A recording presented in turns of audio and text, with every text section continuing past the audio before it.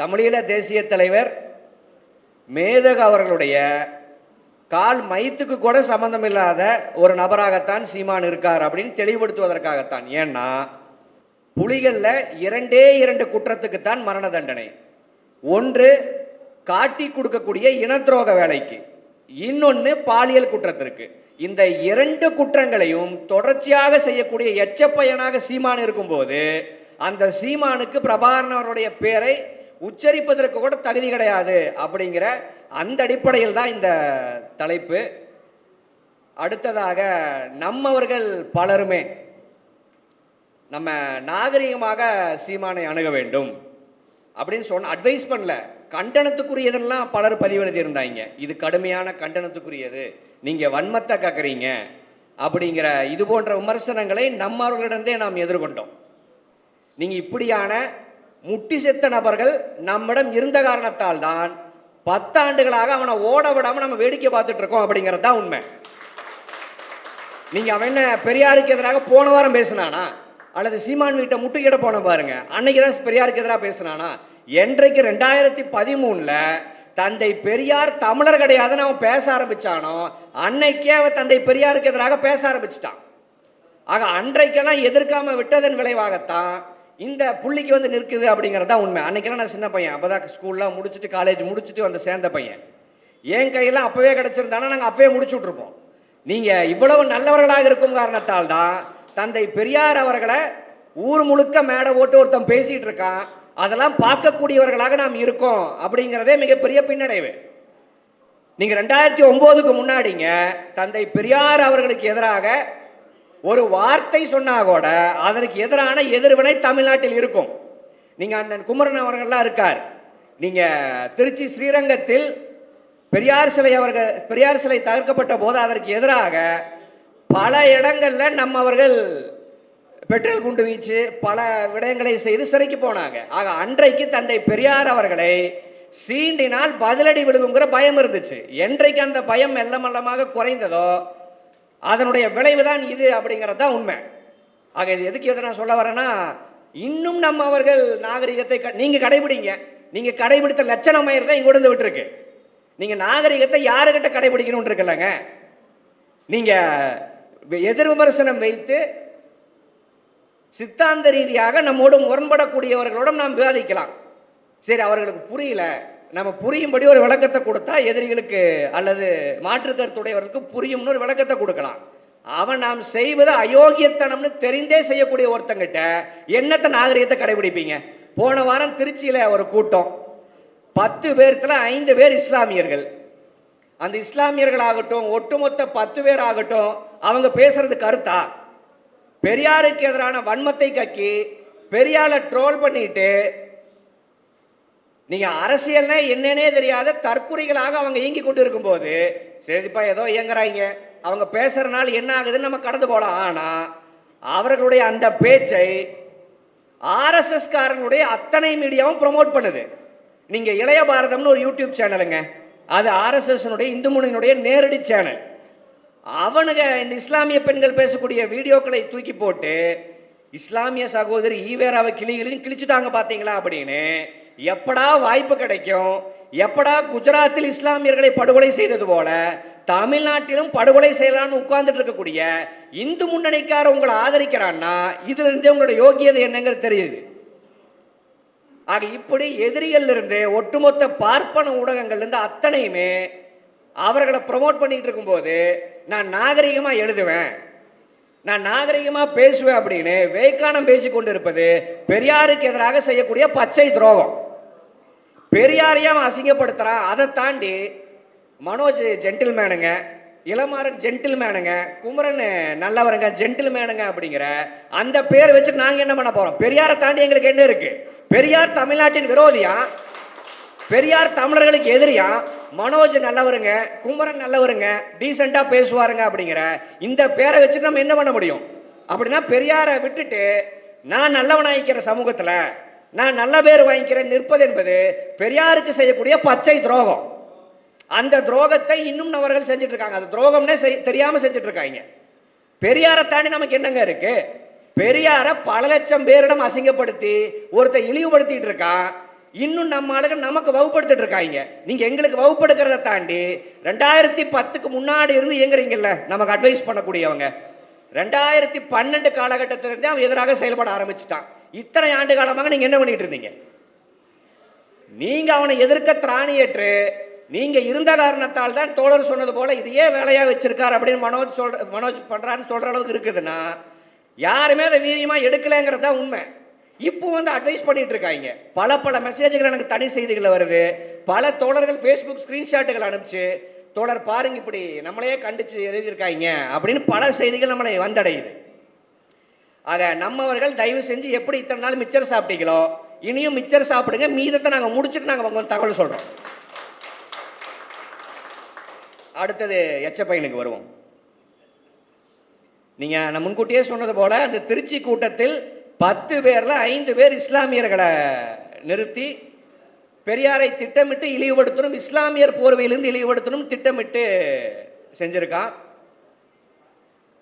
நீங்க அதுல இஸ்லாமிய சின்ன சின்ன குழந்தைங்க தான் அது ஸ்கூல் முடிச்சுட்டு இப்போ தான் காலேஜ் போயிட்டு நீங்க ஸ்கூல்ல பேச்சு போட்டியெல்லாம் வைப்பாங்க பாருங்க, ஆண்டு விழா. அந்த ஆண்டு விழாவில் என்ன தலைப்பு கொடுத்தாலும் பேசுவோன்னு பேசக்கூடிய தற்குறிகளாகத்தான் அவங்க இருக்காங்க.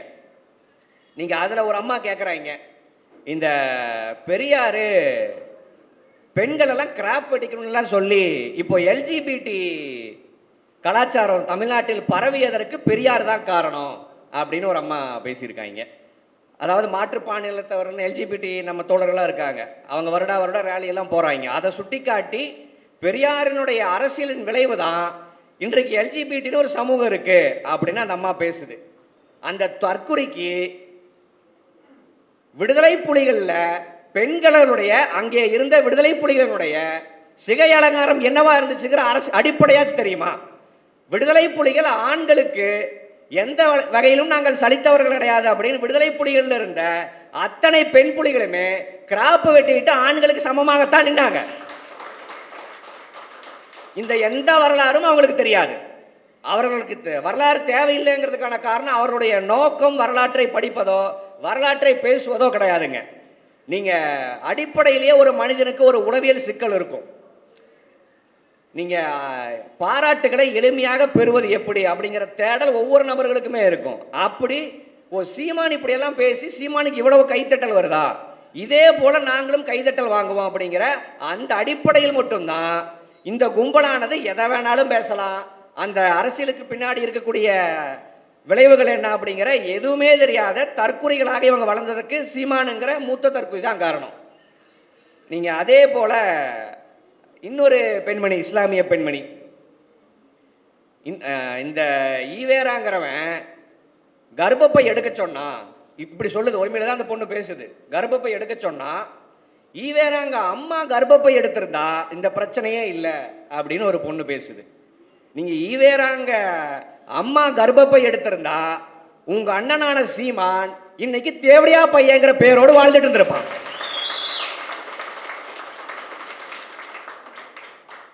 ஆக சீமானுக்கு தேவடியா பையங்கிற பட்டம் வராம இந்த மண்ணில் தடுத்தது நீங்க சொல்லக்கூடிய ஈவேராங்களுடைய அம்மா.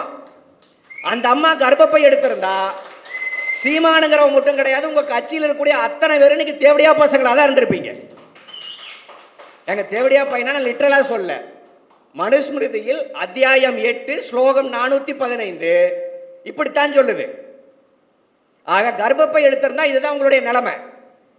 நீங்க அதே போல இன்னொரு அம்மா பேசுது, பெரியார்ல எங்களுடைய மயிருக்கு சமம் அப்படின்னு பேசுறாங்க. கீழே உட்காந்து கை தட்டுறாங்க. ஏதோ ஸ்டாண்டப் காமெடி ஷோல இருக்கும் பாருங்க, அந்த மாதிரி கீழே உட்காந்து கை தட்டிட்டு இருக்காங்க. நீங்க பெரியாரை விடுங்க, நீங்க சட்ட எரிப்பு போராட்டம் 1957 அந்த போராட்டத்தை நடத்திய போது பெரியாருங்கிற இந்த கிழவனுக்கு வயது கிட்டத்தட்ட 77 78 வயது. அன்றைய கால சூழல்ல சட்டத்தை எரித்தால் தண்டனை அப்படிங்கிற சட்டமே இந்திய அரசியலமைப்பு சட்டத்தில் கிடையாது. இந்தியாவில் மட்டும் கிடையாதுங்க, உலகத்திலேயே ஒரு நாட்டினுடைய சட்டத்தை எரித்தாலோ அந்த நாட்டினுடைய சின்னங்களை அவமதித்தாலோ அதற்கு தண்டனை அப்படிங்கிறது எங்குமே கிடையாது, உலக பூமி பந்திலேயே கிடையாது. அப்படியான சூழல்ல தந்தை பெரியார் அவர்கள் சட்ட எரிப்பு போராட்டத்தை அறிவித்த பிறகுதான் அவசரமாக நேரு இதற்காகவே ஒரு தனிச்சட்டம் இயற்றப்படும் அப்படிங்கிற அடிப்படையில் நீங்க தமிழ்நாடு சட்டமன்றத்தில் ஒரு சட்டம் இயற்றி கிட்டத்தட்ட 3 மாதங்கள் முதல் 3 ஆண்டுகள் வரை கொடுங்காவல் தண்டனை அப்படிங்கிறத சட்ட எரிப்பு போராட்டத்துக்கு சில நாட்களுக்கு முன்னாடி தான் அந்த சட்டமே இயற்றப்படுது. ஆக சட்டத்தை எரித்துவிட்டு ஜெயிலுக்கு போவோம் அப்படிங்கிறத தெரிந்து கொண்டு, அதுவும் நமக்காகவே சுட சுட ஒரு சட்டத்தை தயார் பண்ணியிருக்காங்கன்னா, நீங்கள் ஒன்றும் இல்லைங்க, இன்றைக்கு ஆர்ப்பாட்டத்துக்கு நம்ம போகிறோம், ஏங்க ஆர்ப்பாட்டத்துக்கு வர்றீங்க, இது ரிமாண்ட் ஆகிற கூட வாய்ப்பு இருக்குங்க அப்படின்னு சொன்னால் எத்தனை பேர் நம்ம ஆளுக்கு போவாங்க? இன்றைய காலகட்டத்தில் எல்லா கட்சியும் தான் கேட்குறாங்க. ஆனால் பெரியாரின் சொல்படி இந்த சட்டத்தை எரித்தால் 3 ஆண்டுகள் சிறை அப்படின்னு தெரிந்துட்டு ஒருத்தர் 2 பேர் கிடையாது, கிட்டத்தட்ட 30,000 40,000 பேர் எரித்து அதில் 10,000 பேர் நேரடியாக சாட்சியாக இருந்து 3,000 தோழர்கள் சிறைக்கு போனாங்க. இப்போ நான் என்ன கேட்க விரும்புகிறேன்னா, பெரியாருங்கிற ஒரு பெருமகனுக்காக கிட்டத்தட்ட 3,000க்கும் மேற்பட்ட தோழர்கள் 3 ஆண்டுகள் சிறை தண்டனை அனுபவிச்சாங்க. சிறை தண்டனைனா இப்போ இருக்கிற மாதிரி வாரத்துக்கு 2 முறை நான்வெஜ் சாப்பாடு அப்படியெல்லாம் கிடையாது. நீங்கள் அந்த உணவில் அரிசியை தாண்டி பெரும்பான்மையாக புழுக்கள் மிதக்கும், அந்த உணவை சாப்பிட்டுட்டு தான் அந்த தோழர்கள் உள்ள இருந்தாங்க. கூடுதலாக அந்த சிறை தண்டனை அனுபவித்தவர்களில் நிறைமாத கர்ப்பிணி. நீங்கள் இன்னைக்கு நம்ம வீட்டு பெண்களாகட்டும், சகோதர சகோதரிகளாகட்டும், நம் மனைவி ஆகட்டும், கன்சீவ் ஆயிட்டாங்க அப்படின்னு தெரிஞ்ச உடனே அப்போ இருந்தே தாங்குவாங்க, பாதம் கூட தரையில் படாமல் நம்ம தாங்குவோம். ஆனால் அஞ்சம்மாளுங்கிற ஒரு கருஞ்சட்டை வீராங்கனை அடுத்த 2-3 நாளில் படிக்குணம் உடைந்து குழந்தை பிறக்க போகுதுன்னு தெரிந்து கொண்டு பெரியாரினுடைய ஆணைக்கிணங்க நிறைமாத கர்ப்பிணியாக சிறைக்கு போய் அந்த குழந்தைக்கு சிறைச்செல்வின்னு பேர் வச்சாங்க. நீங்க அதே போல 2 கண்கள் தெரியாத திருவரங்கத்தை சார்ந்த மகாமுனிங்கிற தோழர், ஒரு ஏழை தோழர், 2 கண்ணும் அவருக்கு தெரியாது. அவர் பெரியாரினுடைய ஆணைக்கிணங்க சாதியை பாதுகாக்கக்கூடிய இந்த சட்டத்தை எரிப்பேன் அவர் சிறைக்கு போனார். அதே போல அதே திருவரங்கத்தை சார்ந்த ஒரு கொத்தனார் வேலைக்கு போகக்கூடிய ஒரு தோழர், அவருக்கு ஒரு கால் கிடையாது, கட்டக்காலை வச்சுக்கிட்டு அவர் 3 ஆண்டுகள் சிறை தண்டனை இருந்தார். நீங்க அதே போல திருச்சியை சார்ந்த மாணிக்கம்னு ஒரு தோழர், அப்பதான் திருமணமாகி சில நாட்கள் ஆகுது. அவர் பெரியாரினுடைய ஆணைக்கிணங்க தன்னுடைய ஆசை புது மனைவியை வெளியில வச்சுட்டு சிறைக்கு போறார். அடிக்கடி அவங்க மனைவி சிறைக்குள்ள மனு பார்க்க வர்றாங்க. அப்போது மாணிக்கம் என்ன முடிவு எடுக்கிறார்னா, புது மனைவி அடிக்கடி வந்து பார்த்தா நம்ம எங்க மனசு மாறிடுவோமோ, எங்க மன்னிப்பு கடிதம் எழுதி கொடுத்துட்டு வெளியில போயிடுவோமோ அப்படிங்கிற அந்த பயத்தில் இனிமேல் என்ன பார்க்க வராதிங்க அப்படின்னு அவங்க மனைவியிடம் பதிவு செய்கிறாங்க. மனைவி என்ன புரிஞ்சுக்கிறாங்கன்னா, இப்போதான் திருமணம் ஆயிருக்கு, கணவன் பார்க்க வர வேண்டாங்கிறானா நம்மளை பிடிக்கலையாட்டிருக்கு அப்படிங்கிற அதை நினச்சிட்டு அவங்க வெளியிலேயே மனப்பளர்ச்சி நோய்க்கு ஆட்பட்டு ஒரு மனநோயாளியாகவே தெருவில் தெரியக்கூடிய ஒரு பெண்மணியாக மாறி போனாங்க. ஆசை மனைவி வெளியில் இருக்காங்க. 3 ஆண்டுகள் கழித்து மாணிக்கம் வெளியில் வந்து பார்த்தபோது ஆசை மனைவி மனநலம் பாதிக்கப்பட்ட பெண்ணாக அந்த தெருவில் சுத்திட்டு இருக்காங்க. அந்த மாணிக்கம் அவர்கள் அந்த பெண்ணையும் பாதுகாத்து அந்த தன்னுடைய மனைவியை பராமரித்து அந்த மனநலம் பாதிக்கப்பட்ட மனைவி இறந்ததுக்கு பிறகு மாணிக்கம் இறந்தார். அதே மாதிரி இன்னொரு தோழர், அவங்க அம்மா முன்னாடி இறந்துட்டாங்க, 3 பெண் குழந்தைகள், இவர் சிறையில் இருக்காரு, பாட்டி பராமரிப்பில் அந்த 3 குழந்தைகளும் வாழ்றாங்க. சிறையில் இருந்தபோது பாட்டி இறந்துடுறாங்க, அம்மா ஏற்கனவே இறந்துட்டாங்க, அப்பா ஜெயிலில், 3 குழந்தைகளும் அனாதைகளாக தெருவில் இருக்காங்க. அந்த 3 குழந்தைகளையுமே அந்த ஊரில் இருந்த பெரியாரிஸ்டுகள் வீட்டுக்கு ஒரு பெண்ணாக எடுத்துட்டு போய் வளர்த்தாங்க. மாணிக்கம் சிறையிலிருந்து வெளியில வந்தபோது மாணிக்கத்தை ஒரு தேரில் உட்கார வச்சு அந்த 3 பெண்களையும் மாணிக்கத்தினுடைய குழந்தைகளையும் தேரில் உட்கார வச்சு ஊர்வலமாக கூட்டு போனாங்க. எதுக்கு இதெல்லாம் எதுக்கு நான் சொல்ல வரேன்னா, இவனுக்கு வர்றேன், இவன் எல்லாத்தையும் கேட்குறான் பார்த்தீங்களா, நல்ல அப்பனுக்கு பிறந்திருந்தான்ட்டு. நீங்கள் இதில் என்ன அறிவியலுக்கே முரணானது. நீங்கள் நல்ல அப்பனுக்கோ கெட்ட அப்பனுக்கோ குழந்தை எப்படி வாழுதுங்கிறது அதனுடைய வாழ்வியலை பொறுத்து தான், எப்படி வளர்த்தெடுக்கிறாங்க, அதனுடைய புறச்சூழல் என்ன, அப்படிங்கிறத பொறுத்து தான் அந்த குழந்தை என்னவாக வளரும் அப்படிங்கிறது. இருந்தாலும் அவனுக்கு புரியும் மொழியில் கேட்குறேன். நீங்கள் எவனாச்சும் ஒருத்தன் நல்ல அப்பனுக்கு பிறந்திருந்தா, அதே மாதிரி கூடுதலாக அடிக்கடி சொல்லுவான் ஒத்த அப்பனுக்கு பிறந்திருந்தான்னு. அறிவியல் பூர்வமாக ஒத்த அப்பனுக்கு தான் எல்லாருமே பிறக்க முடியும். ஒரு விந்துலேருந்து தான் ஒரு குழந்தை பிறக்கும். 10 விந்து மிக்ஸ் ஆகலாம் ஒரு குழந்தை பிறக்காது. இருந்தாலும் அவனுக்கு புரியும்படி, நல்ல அப்பனுக்கு நீங்கள் பிறந்திருந்தீங்கன்னா நாளைக்கு சீமான் அறிவிக்கிட்டோம், தம்பிகளே எங்கூட நாளைக்கு ஜெயிலுக்கு வருவதற்கு தயாரா, 3 ஆண்டுகள் ஜெயிலில் இருக்கணும், எங்கூட சிறைக்கு வருவதற்கு தயாரா அப்படின்னு சீமான் ஒரு அழைப்பு விடுத்தா சீமானோட பொண்டாட்டியோட போக மாட்டான். சீமானோட பொண்டாட்டியே நீ வேணா போட தேவடியா பையா அப்படின்னு சொல்லிட்டு நான் என்ன மைத்துக்கடா போகணும் அப்படின்னு செருப்பு புய்ய அடிச்சு துரத்துவான். நான் சொன்ன இந்த தேவடியா பையங்கிற இந்த வார்த்தையும் லிட்டரா நான் சொல்ல, அத்தியாயம் 8 ஸ்லோகம் 415 பாப்பானுக்கு கழுவி விடக்கூடிய, பாப்பானுக்கு எச்ச வேலை செய்யக்கூடிய, பார்ப்பன கெடப்பாரி கொண்டு நமக்கு எதிராக வரக்கூடிய இன துரோகிகளுக்கு இந்த பேரைத்தான் பாப்பா வச்சிருக்கான். இப்படி சவாலுக்கு தயாரா? 3 வருஷம் வேண்டாங்க, 1 வருஷம் எங்கூட வந்து அடுத்த போராட்டத்துக்கு வர்றவங்களுக்கு 1 வருஷம் ஜெயிலு, எங்கூட 1 வருஷத்துக்கு வர்றதுக்கு தயாரா அப்படின்னு சீமான அழைப்பு விடுத்தா ஒருத்த வருவானா? முதல்ல இந்த எச்சப்பையன் போவானா?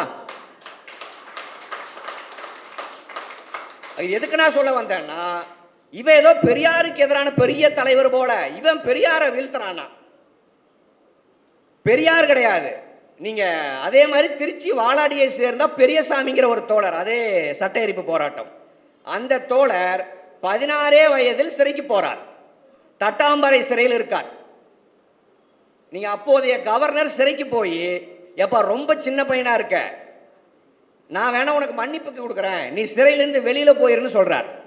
அப்போது அந்த சிறுவன் 16 வயதான பெரியசாமி, நீங்க என்ன ஜெயிலிருந்து வெளியில அனுப்பிச்சா மீண்டும் நான் பெரியாரினுடைய ஆணைப்படி சட்டத்தை எடுத்துட்டு அடுத்த நாளே ஜெயிலுக்கு வருவேன்னு சொன்னார். ஆக பெரியார் கிடையாது, அந்த 16 வயது நிரம்பிய பெரியசாமியினுடைய கால் மசூத்துக்கு கூட இந்த சீமான் சமம் கிடையாது. இன்னைக்கு ஏதோ பாப்பா அளந்து கொடுக்கறான், பாப்பானுக்கு எச்ச வேலை செஞ்சா எல்லா வசதிகளும் கிடைக்குது, ஊடக வெளிச்சம் கிடைக்குது அப்படிங்கிறக்காக போற போக்கில் பெரியார பேசிடலாம். தலைவர்கள்லாம் நாகரிகத்தை கடைபிடிப்பாங்க, நம்ம என்ன வேணா விளையாடலாம் அப்படிங்கிற இது போன்ற எச்சத்தனங்களை சீமான் தொடர்ச்சியாக செய்தால் வேடிக்கை பார்ப்பதற்கு நாங்கள் போன தலைமுறை கிடையாது. ஏன்னா எச்ச வேலை செய்யற உனக்கு இவ்வளவு கோபம் வருதுன்னா, இந்த இனத்திற்காக தான் சாகும் தருவாயில் வரை, நீங்க பெரியார் அவர்களுடைய இறுதி பேருரை, நீங்க அந்த குரல் பதிவை பலரும் கேட்டிருக்கலாம், இடையிடையே அம்மா அம்மான்னு கத்திக்கிட்டே அந்த உரையை முடிப்பார். நீங்க இன்னும் என்னன்னா, அந்த எர்னியா நோயின் காரணமாக அந்த இறுதி உரையில பல முறை மயக்கமடைஞ்சிருவார். பக்கத்துல மணியம்மை அவர்கள் இருந்து அந்த இறங்கிய குடலை மேலே ஏற்றி கட்டி விட்டு கொஞ்சம் கொஞ்சமாக ஆசுவாசப்படுத்தி தான் சுயநிலைவே வரும். அப்படி இந்த நிலைமையில் இருந்த பெரியார், நான் உங்களை எல்லாம் சூத்திரனா விட்டுட்டு சாக போறேனேன்னு அந்த நிலையில் இந்த இனத்திற்காக கண்ணீர் வடித்த தந்தை பெரியாருக்காக நிற்கக்கூடிய எங்களுக்கு எவ்வளவு கோவம் வரும்? நீங்க சிக்கலே அதுதான். அநியாயம் பண்றவனுக்கு, அயோக்கியத்தனம் பண்றவனுக்கு அவ்வளவு கோவம் வரும். அவன் பேச்செல்லாம் பாருங்களேன், நீ கேட்கக்கூடிய நமக்கு இவ்வளவு கோவப்படுறாருன்னா உண்மையா இருக்கும் போல அப்படின்னு நம்மளே நம்புற மாதிரி கோவப்படுவான், மீடியா முன்னாடி பேசுவான். ஆக எச்ச வேலை செய்யற அவனுக்கே அவ்வளவு கோவம் வருது, அவ்வளவு வேகம் இருக்குன்னா, உண்மையாக நீ சொந்த காசுல சொந்த வீட்டு சொத்தை தின்னுட்டு இனத்திற்காக உழைக்க வந்தா நமக்கு எவ்வளவு கோவம் வரணும்? அந்த கோபம் தான் சீமானை வீழ்த்தும். நீங்க உட்காந்து கட்டுரை தீட்டுறது, நாங்கள் மறுப்பு எழுதிட்டேங்க, ஆனால் கேட்க அவன் நேர்மையான நபராக இருந்ததுன்னு உங்கள் மறுப்பை ஏற்றுக்குவான். அவன் எச்ச வேலை செய்ய வந்தவங்ககிட்ட நீங்கள் மறுப்பை சொல்லி எப்படி அவனை சமாளிப்பீங்க? ஆக நீங்கள் ஒன்றும் இல்லைங்க, நீங்கள் ரஷ்ய போராட்டம், நீங்கள் ஸ்டாலின் அவர்கள் ஹிட்லர் மிகப்பெரிய படை கொண்டு உலகத்தையே அழிச்சிட்டு வரும்போது ஸ்டாலின் அவர்கள் ரஷ்ய மக்களை பலி கொடுத்து நம்ம அத்தனை பேர்த்தையும் காத்தார் அப்படிங்கிறது தான் வரலாறு. நீங்க அப்போ ஸ்டாலின் அவர்கள் உட்கார்ந்து சண்டையெல்லாம் தவறுங்க, போரெல்லாம் தவறு, மனித உரிமையை பேணணும் அப்படின்னு ஸ்டாலின் அவர்கள் உட்கார்ந்துருந்தா ஹிட்லர் அவன் அந்த காலத்திலேயே கிட்டத்தட்ட பல ஆயிரம் லட்சம் பேர்த்த சில 100 கோடி பேர்த்த அவன் கொலை பண்ணியிருப்பான். ஆனா ஹிட்லர் தன்னை பலி கொடுத்து இந்த உலகத்தை காத்தான். அதே போல நாமும் இந்த சீமானோட இந்த நாகரிகம், வெங்காயம், அரசியல், கலாச்சாரம், இந்த ஈர வெங்காய கதைகளை எல்லாம் பேசாம பெரியாரை இந்த அளவுக்கு இழிவுபடுத்தக்கூடிய ஒருத்தனை எந்த எல்லைக்கும் இறங்கி வீழ்த்தலாம் அப்படிங்கிற முடிவுக்கு என்றைக்கு நாம் வருகிறோமோ அன்றைக்கு தான் இந்த எச்ச பையனை வீழ்த்த முடியும். ஆக அதற்கு நாம் துணிய வேண்டும். நீங்க அதற்காக தான் இந்த பாணி. இது என்னமோ நம்முடைய ஒரிஜினல் பாணி கிடையாது. நீங்க ஒரு லெவலுக்கு மேல அநியாயத்தையும் செய்ய செய்ய கோபத்தின் உச்சமாகத்தான் இந்த பாணியை நாம் கையில் எடுக்கிறோம். ஆக இந்த பாணி தான் சீமானை வீழ்த்தும். ஆக மீண்டும் ஒரு முறை பதிவு செய்யறேன், தயவு கூர்ந்து நம்மவர்களை அட்வைஸ் பண்றேன், யாரும் வந்துடாதீங்க.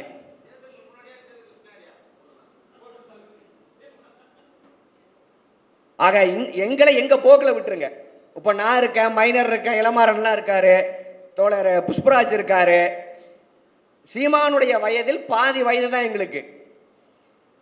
நீங்க கூடுதலா என்னன்னா அவன் ஒரு இப்போ 60 வயசு ஆச்சு.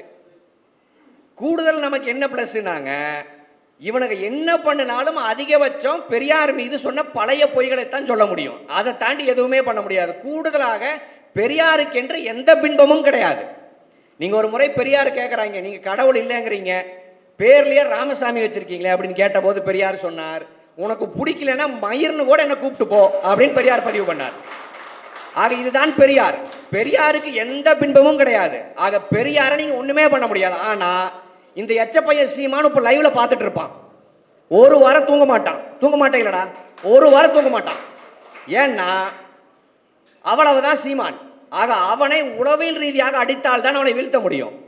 அதை தாண்டி நான் கட்டுரை திட்டுறேன், நான் மறுப்பு கூட்டம் போடுறேன்னு இந்த வெங்காய கதையெல்லாம் பேசிட்டு இருந்தா வேலையாகாது. கூடுதலாக என்னன்னா அதிக வச்சு என்ன பண்ண முடியும்? நீங்க என்ன திட்டிட்டீங்களா, இளமாறனை திட்டுறேன் பார், மனோஜ் திட்டுறேன் பார், குமரனை திட்டுறேன் பார், நீ திட்டலாம், பொய்ய கூட பரப்பலாம், அவதூறு செய்யலாம். ஆனா அது எதுவுமே எங்களை பாதிக்காது. ஏன்னா எங்களுடைய அரசியல் எங்களை சார்ந்தது கிடையாது. நாங்கள் பெரியாரை சார்ந்திருக்கோம். ஆனா இவங்க அத்தனை பேருமே சீமானுங்கிற ஒரு கோமாளியை சார்ந்திருக்கானுங்க. சீமானுங்கிற அந்த கோமாளி அங்கிருந்து எடுத்துட்டா அவனை எம்டி அடுத்த நாளே. அதற்கு இந்த பாணி தான் சரி. இன்னைக்கு நான் இருக்கலாம், குமரன் அவர்கள் இருக்கலாம், இளமாறன் அவர்கள் இருக்கலாம், அடுத்த சில 10 ஆண்டுகளில் நம்ம இல்லாட்டியும் பெரியார் இருப்பார். ஏன்னா இந்த சித்தாந்தமானது பெரியாருங்கிற பெருமகனுடைய சித்தாந்தத்தின்பால் கட்டப்பட்ட ஒரு கொள்கை. அவனுக்கு அப்படி கிடையாது. ஆக அவனுகளை உளவியல் ரீதியாக அடிச்சுதான் வீழ்த்த முடியும். அந்த உளவியல் தாக்குதலுக்கு என்றைக்கு நாம் துணிகிறோமோ, இதுல என்னன்னாங்க, இப்ப சீமான் வீடு நம்ம முற்றுகிட்டோம். அதற்கு முன்னாடி இருந்து பல தோழர்கள் சீமான் மாறிடுவாருங்க, அவர் நட்பு முரணுங்க இப்படின்லாம் நம்ம ஆளுக்கு பேசிட்டு இருந்தாங்க. 2013 பெரியார் கன்னடர்ன்ட்டானா, பெரியார் நம்ம கன்னடர் ஆக்கிட்டு நம்ம விவரமா தமிழரா இருந்துட்டு நம்மளை சொல்லல பெரியார் தானே கன்னடர் ஆக்கிட்டாங்க அப்படிங்கிற அந்த அடிப்படையில் தான் சீமானை நாம் நட்பு சக்தியாக பார்த்திருப்போம். அவன் எப்படிங்க நட்பு சக்தியாவா? இன்றைக்கு கிடையாது. சீமான் நமக்கான எதிரியாக மாறி 12 ஆண்டுகள் ஆச்சு. இதுவே ரொம்ப லேட்டு. ஏதோ போன வாரம் பெரியாரை அசிங்கப்படுத்தி நம்ம ஒரு வாரம் லேட்டுங்கன்ட்டு இல்லை, 12 ஆண்டுகள் லேட்டு. ஆக நீங்க பழைய மாப்போசியோடு ஒப்பிட்டீங்க, பெரியாருக்கு எதிராக மாப்போசி வந்தாங்க, அவங்க வந்தாங்க, என்ன பண்ண முடிஞ்சது அப்படின்னு நம்ம நினைக்கலாம். ஆனா அன்றைய மாப்போசிக்கு இந்த ஊடக வெளிச்சம் கிடையாது. ஆனா இன்றைய மாப்போசிக்கு இவ்வளவு பெரிய ஊடக வெளிச்சத்தை பார்ப்பன கும்பலானது உருவாக்கி கொடுத்துருக்கு. அந்த ஊடக வெளிச்சத்தை தாண்டி அவனை வீழ்த்தணும்னா அதை கோபத்தாலும் நேர்மையாலும் தான் வீழ்த்த முடியும், இன்டெலெக்சுவலால வீழ்த்த முடியாது. நீங்க தீட்டுற கட்டுரைகளோ மென்மையாக நீங்க தடவி கொடுக்கிற இந்த அரசியலோ சீமானை வீழ்த்தாது அப்படிங்கிறது தான் உண்மை. நீங்க அடுத்தது சீமான் அவர்கள் ஈழத்தை மையப்படுத்தி அரசியல் செய்கிறார். குறிப்பாக தேசிய தலைவரை ஒரு சமையல்காரராகவே சீமான் மாத்திட்டார் அப்படின்னு தோழர்கள் பதிவு செஞ்சாங்க. நீங்க 2009 அவ்வளவு பெரிய இனப்படுகொலையை கண்முன் பார்த்த நம்ம தலைவர்கள் யாராச்சுங்க தங்களுடைய ஈழ பயணத்தையோ அல்லது புலிகளுடனான தங்கள் உறவையோ யாராச்சும் மெய் சிலிர்க்க சிரிச்சுட்டு யாராச்சும் பதிவு பண்ணியிருக்காங்களா? ஏன் பதிவு பண்ண முடியலன்னா 2009 அவ்வளவு பெரிய இனப்படுகொலையை சந்தித்த ஒரு இனம் நீங்க ஒன்றில் அண்ணன் கோவை ராமகிருஷ்ணன் அவர்களோ, அண்ணன் கொளத்தூர்மணி அவர்களோ, அண்ணன் ஆறுசாமி அவர்களோ, அவர்களுக்கு ஈழத்தை நினைத்தால் மன உளைச்சல் தான் ஏற்படும். ஏன்னா 30 ஆண்டு காலமாக தோளோடு தோள் நின்று ஒரு விடுதலைக்காக நாங்கள் காத்துட்டு இருந்தோம், இத்தனை உழைப்பும் வீணா போச்சு அப்படிங்கிற அந்த மன உளைச்சல்ல ஈழ போராட்டத்தை அவர்களால் சிரித்து கொண்டு நினைவு கூறவே முடியாது. ஆனா இந்த எச்சப்பையனால் அத்தனையும் சிரித்து கொண்டு அங்கு சாப்பிட்டாங்க, அன்னி ஊறுகாய் வச்சாங்க அப்படின்னு சர்வசாதாரணமாக சொல்ல முடியுதுன்னா அவனுக்கும் ஈழத்துக்கும் எந்த வரலாற்று தொடர்பும் கிடையாது. கூடுதலாக ஒரு சவாலாகவே இந்த வீடியோவில் நான் பதிவு பண்ணுறேன். அவனுக்கு பாணியிலேயே நல்ல அப்பனுக்கு பிறந்திருந்தா, ஒரு அப்பனுக்கு பிறந்திருந்தா எது வேணா வச்சுக்கிட்டோம். அண்ணன் கோவை ராமகிருஷ்ணன் அவர்கள் புலிகளுக்காக ஆயுதம் தயாரித்து கொடுத்த வழக்கிற்காக 3 ஆண்டுகள் சிறை தண்டனை அனுபவித்தார். அண்ணன் கொளத்தூர்மணி அவர்களும் தயாரிக்கப்பட்ட ஆயுதங்களை வைத்து பயிற்சி எடுக்க தளம் அமைத்து கொடுத்த காரணத்திற்காக 3 ஆண்டுகள் சிறையில் இருந்தார். அதே போல் அண்ணன் ஆறுசாமி அவர்களும் ஆயுதம் தயாரித்து கொடுத்த வழக்கு, புலிகள் தப்பித்த வழக்கு, இன்னொரு ஆயுதம் தயாரித்த வழக்குன்னு கிட்டத்தட்ட 4.5 ஆண்டுகள் 5 ஆண்டுகள் சிறையில் இருந்தார். ஐயா வைகோ அவர்கள் புலிகளின் குரலாக இந்தியா முழுவதும் ஒழித்தார். ஆக அதன் காரணமாக தேசிய தலைவர் அவர்களோ புலிகளோ இவர்களோடு நட்பு பாராட்டினாங்க. இப்போ நாம் கேட்க வேண்டியது, உண்மையிலேயே ஆம ஓட்டில் போக முடியுமா? உண்மையிலேயே ஆமக்கறி இருக்கா? உண்மையிலேயே மான் ஊறுகாங்கிறது ஒன்று ஈழத்தில் இருக்கா? அப்படிங்கிற இதை நோக்கி நம்முடைய கேள்வி போகக்கூடாது. மாறாக ஈழத்துக்கும் உனக்கும் முதல்ல என்ன தொடர்பு? நான் இப்போ சொன்ன பார்த்தீங்களா ஒரு லிஸ்ட், அந்த மாதிரி 2007 இறுதி 2008க்கு ஈழத்திற்கு போறதுக்கு முன்னாடி சீமான் அவர்கள் புலிகளுக்காக ஆயுதம் தயாரித்து கொடுத்தார். ஆக அந்த அன்பின் காரணமாக, அந்த அழைப்பின் காரணமாக ஈழத்துக்கு போனான்னு சொல்றதுக்கு ஏதாச்சும் வரலாறு இருக்கா? அல்லது பயிற்சி எடுக்க தளம் அமைத்து கொடுத்தார், அதன் காரணமாக 2007ல் ஈழத்துக்கு அழைக்கப்பட்டார் அப்படின்னு ஏதாச்சும் வரலாறு இருக்கா? ரொம்ப வேண்டாங்க.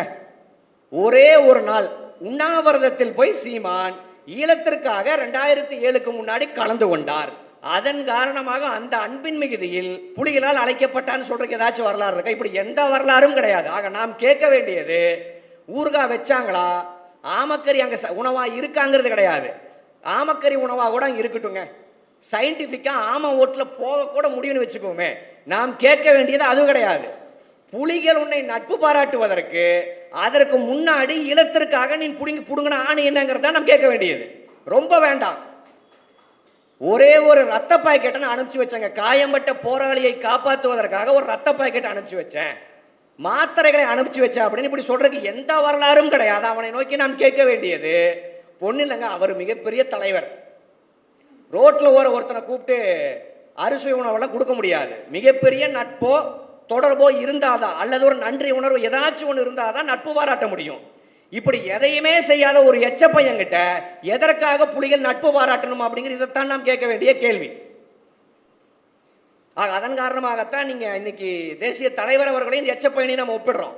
தேசிய தலைவர் பிரபாகரன் அவர்கள் கருஞ்சட்டை பாசறையில் வளர்ந்த தலைவர். நீங்க ஈழ அரசியலுக்கு தேசிய தலைவர் இருக்கார், தமிழ்நாட்டு அரசியலுக்கு தந்தை பெரியார் இருக்கார். தமிழ்நாட்டில் இந்த 2 அரசியலுக்குமான முகமானது பெரியாரிஸ்டுகள் தான், கருஞ்சட்டைகள் தான் நம்ம பதிவு பண்ணணும். ஒன்றும் இல்லைங்க, இன்னைக்கு பெரியாரை திட்டான், பாரதியை கொண்டு வந்து பெரியாரை திட்டான் அப்படின்னு நம்ம பாரதியை திட்டுறோம். ஆனால் நாம் ஏன் அவங்களுடைய ஃப்ளெக்ஸ்லேயே பிரபாகரன் தாங்க பெருசாக இருக்காரு, நம்ம பிரபாகரனை டார்கெட் பண்ணி அடிப்பங்க அப்படின்னு நாம் ஏன் முடிவு செய்யலைன்னா, பிரபாகரன் அவர்கள் நம்ம தலைவர். 2009 வரைக்கும் புலிகளோடு இந்த மண்ணில் தொடர்பில் இருந்தவர்கள் பெரியாரிஸ்டுகளும் திராவிட இயக்க தலைவர்களும் மட்டும்தான். எவனா ஒரு மாப்போசி தொண்டை போன கூட்டம் இதே இடத்துல நடந்துச்சு, அப்போ நான் கேட்டேன், பாரதி தான் பாட்டேன், பாரதி தான் பிடுங்கிங்கிறானுங்க. நீங்கள் 2009க்கு முன்னாடி 83 கருப்பு சூளையிலிருந்து 2009 வரைக்குமே எவனாச்சும் ஒரு பாரதி தொண்டை, ஏங்க நான் பாரதினால தமிழ் உணர்வு பெற்றேன், அதன் காரணமாக நான் ஈழ விடுதலின் பால் உணர்வு பெற்று நான் ஈழத்திற்காக உழைச்சேன் அப்படின்னு சொல்வதற்கு ஒரே ஒரு பாரதியோடைய ஃபாலோவர் இந்த மண்ணில் இருக்கானா? தேடினாலும் கண்டுபிடிக்க முடியாது. ஆக இந்த மண்ணை பொறுத்த வரைக்குமே 2 அரசியலுடைய அடையாளம் நாம் தான். ஆக அதற்கு எதிராக வரக்கூடிய இவர்களை அப்புறப்படுத்துவதுதான் நாம் செய்ய வேண்டிய முதல் வேலை. கூடுதலாக இன்னொரு அறிவிப்பு, இதே வெள்ளி அடுத்த வாரம் இடம் மட்டும் மாறுதலுக்குள்ளாகலாம். நீங்க பெரியாருக்கு எதிரான தமிழின துரோகிகளும் பெரியாரை போற்றும் தமிழ் தேசியவாதிகளும் அப்படிங்கிறது தான் நம்முடைய அடுத்த கருத்தரங்கு. இதே சென்னையில் இதே வெள்ளிக்கிழமை அடுத்த வாரம் நடைபெறும். வேற பேனலோடு இனி தொடர்ச்சியாக சீமானுக்கு எதிரான பரப்புரையை நாம் செய்து கொண்டே இருப்போம். நமக்கு பல வேலைகள் இருக்கலாம் பெரியார் இயக்கத்துக்கு. நீங்க அண்ணன் சொன்ன மாதிரி RSS எதிர்க்கணும், வர தேர்தல் வருது, இப்படி பல வேலைகள் இருக்கு. ஆனா எப்படி ஒரு கேஸ் வந்துருச்சு, ஒரு கொலை கேஸோ ஒரு பெரும் குற்றமோ, ஒரு ஸ்பெஷல் டீம் அமைப்பாங்க. அந்த ஸ்பெஷல் டீமினுடைய வேலை அந்த கேஸ், இப்போ தீரன் அதிகாரம் ஒன்று படம் பார்த்துருப்பீங்க. அந்த ஸ்பெஷல் டீமினுடைய வேலை அவங்கள கைது செஞ்சு தமிழ்நாட்டுக்கு கூட்டிகிட்டு வர்ற வரைக்கும் அந்த ஸ்பெஷல் டீம் இயங்கிட்டே தான் இருக்கும். ஆக அப்படியான ஸ்பெஷல் டீமாக இந்த போலி தமிழ் தேசியவாதிகளை, குறிப்பாக இந்த எச்சப்பையனை வீழ்த்தும் வரை இந்த ஸ்பெஷல் டீம் இயங்கிட்டே தான் இருக்கும். ஆக மீண்டும் ஒரு முறை சொல்கிறேன், தயவு செஞ்சு எங்களுக்கு அட்வைஸ் பண்ணுறேன்னு இணையத்தில் வரக்கூடிய தோழர்கள் எங்களை போக்கில் விட்டுருங்க. இந்த கேஸ் எப்படி டீல் பண்ணணும், கேஸை எப்படி முடிக்கணும் அப்படிங்கிறத நாங்கள் பார்த்துக்கிறோம்.